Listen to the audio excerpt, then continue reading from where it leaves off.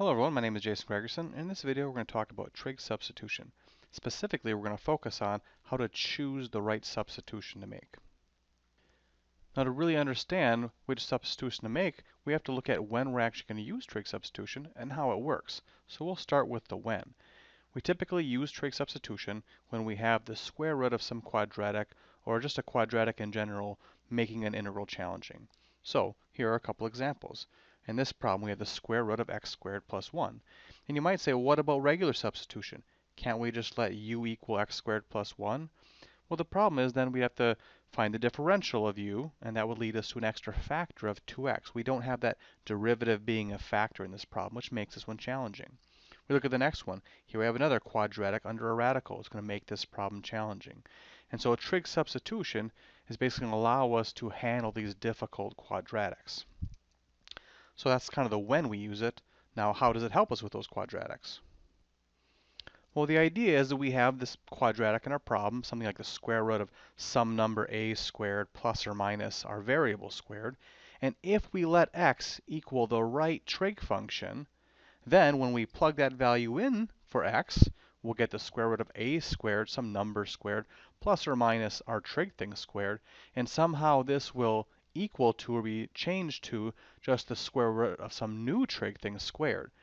And the idea is we're converting this sum of things underneath the radical to just one thing squared underneath the radical. And that's really the important piece, because we have to remember that if we're looking at a problem like the square root of x squared plus 1, we absolutely cannot treat that like the square root of x squared plus the square root of 1. That is not a correct property, so don't make that common mistake. But if we could somehow transform them to just one trig thing squared, well, then I know how to take the square root of that thing. It would just be whatever that trig thing is. So that's really the purpose of trig substitution. Now, what allows us to do this final step, where we take this sum of a number plus a trig thing squared and convert it to one trig thing, it's going to be our Pythagorean identities. So we know that sine squared theta plus cosine squared theta is equal to 1. And that's a really important trig identity. If we look at that trig identity and we subtract the sine squared to the other sine, we would get cosine squared theta is equal to 1 minus sine squared theta. And this form of this identity is going to provide us just the tool we need. This says if I have some number minus something squared, I can convert that into just one trig thing squared. And so we'll be able to use this one when we have a number squared minus our variable squared. Then if we let x equal sine theta, then we should be able to do the substitution. Now that won't handle all cases though, so we need actually another trig identity, and it might look like some magical new identity. It's tangent squared theta plus 1 is equal to secant squared theta, but that's not some magical new identity. All it is I take this Pythagorean identity, and all I do is divide by cosine squared theta. And if I just divide each of the pieces by cosine squared theta, I get tangent squared theta plus 1 equals secant squared theta. Okay, so these are really the tools I'm going to use to make my substitution.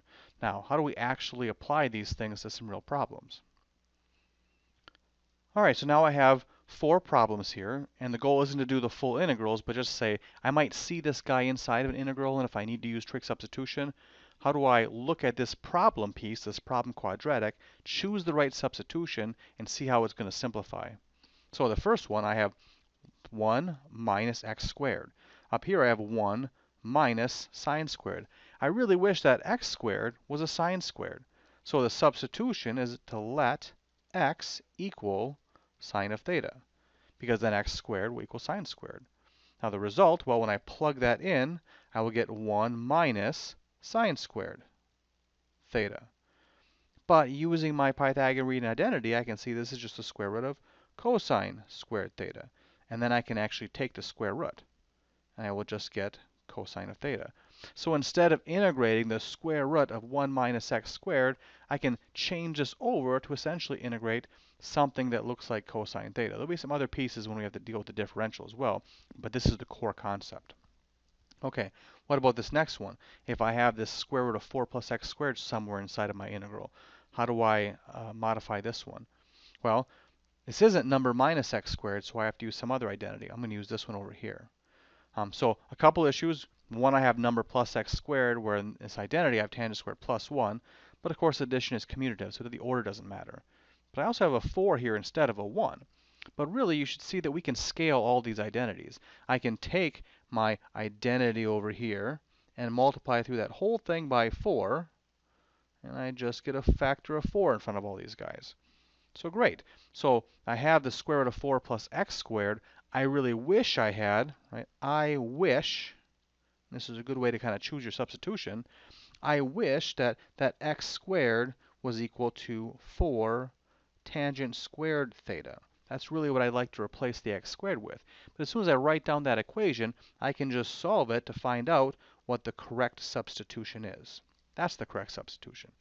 And if I were to plug that guy in, I would get the square root of 4 plus 4 tangent squared theta, which would then be the square root of 4 secant squared theta, which would be 2 secant of theta.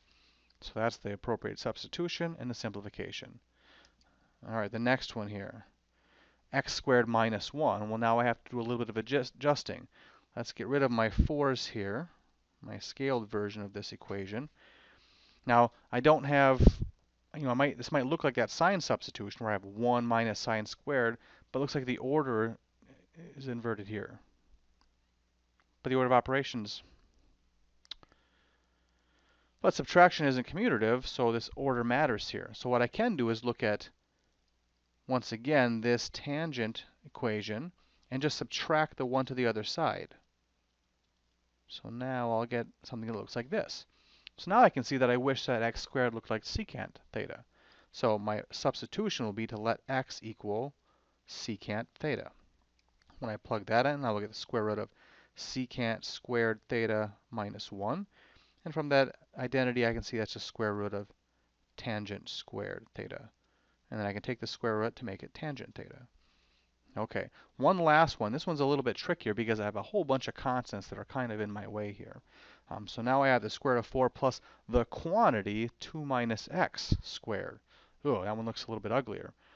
But really I see number plus something squared. Well, that looks like, let me move my 1 back to the other side. That looks like, 1 plus tangent squared equals secant squared. So what I really wish is, once again, let's think of this as the I wish substitution process. I wish this 2 minus x squared piece was just 4 tangent squared theta. Right? Because if it was, if I could replace that whole block here with 4 tangent squared, then it would just simplify to 4 secant squared. So that's what I want to happen, so I just write that equation down.